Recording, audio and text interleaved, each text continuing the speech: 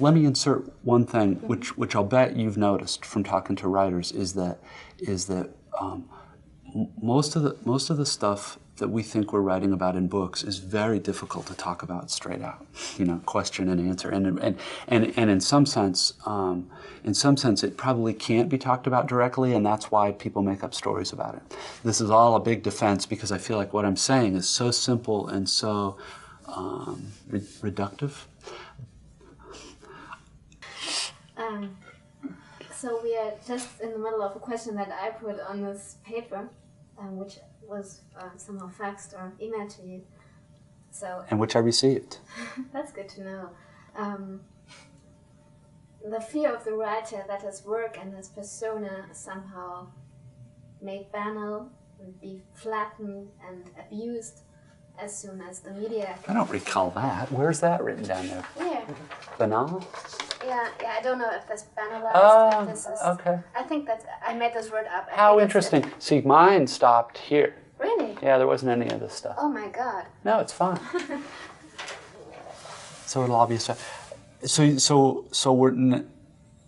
we're talking about like the marketing of writing stuff? No, but I mean it's the fear of the writer that his work and his persona are somehow made into banal, not only by promoting. Yeah, well, it belongs to promoting. The work and his persona are the same thing? No. But they're both made. Yeah, but as when you are out there for the media, and what happens then? I see a paradox here. I'm going to talk about the difficulties of having to deal with the media, but I'm talking to the media. Sure. Right. I mean, see, I'll pretend I'm talking to you, but when the show's, you're going to have this face, sweaty face, on camera, talking about how difficult it is as a writer to be on camera. In which case, if I were the viewer, I would go, so why is the son of a bitch on camera?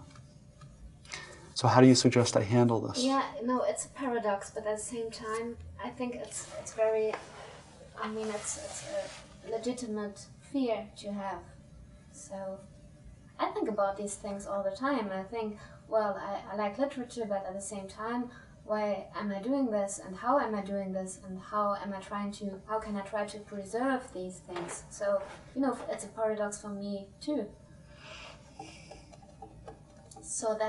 So for this reason, I think it's something you can think about. Sure. Well, there are a number of trade-offs. In the United States, there's another division between corporate publishers and nonprofit publishers, who are often very small and do a lot of poetry and avant-garde fiction. If you are lucky, these are scare quotes, if you are lucky enough to be published by a corporate publisher, you get more exposure. You get reviewed in the New York Times instead of just in your local paper. You get translated into other languages, but literary stuff loses money for corporate publishers almost all the time. And one of the ways they try to keep from losing money is marketing the stuff. And for reasons that everyone has tried to explain to me, but I still don't understand it, having the author go around and talk and read. The thing they most like to do is send you to a bookstore. And you give a reading at a bookstore, and there's maybe 200 people there. But while you're in town to do the reading for the bookstore, you talk to the local newspaper, and you maybe do something like this. And that it generates like free advertising for the book. My problems with it are the following. My stuff I don't feel like is meant to be read out loud. There isn't really, it's not supposed to live on the breath. There isn't enough punctuation in it. And I don't feel like I read it out loud very well, A. And B, I find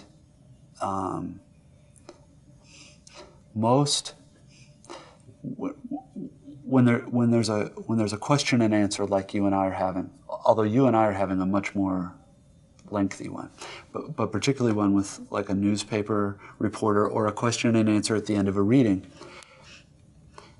If the question is easy to answer if it's dull or stupid.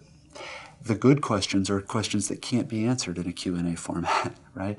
They're ones what you would have to sit down with a pot of tea or a pot of coffee, and they're things that could be answered only in conversation between two people. And so I always feel vaguely fraudulent, or there's a thing about doing this where you're helping me. We're pretending we're having a conversation, and I'm also pretending that there aren't cameras all over here, but in fact this is all on TV, and I know that I'm supposed to ignore, like I'm not supposed to look at the camera because that doesn't make for a good interview, but trust me, when I'm sitting here, the camera is the thing I really see. It's all very strange.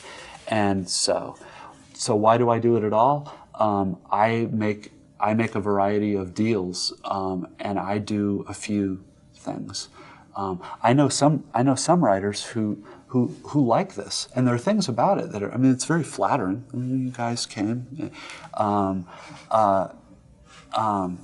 It makes me nervous, and it makes me self-conscious to try to talk about stuff that I find almost impossible to talk about, or else just to go, so how long are you in town? Oh, 3 days, you know.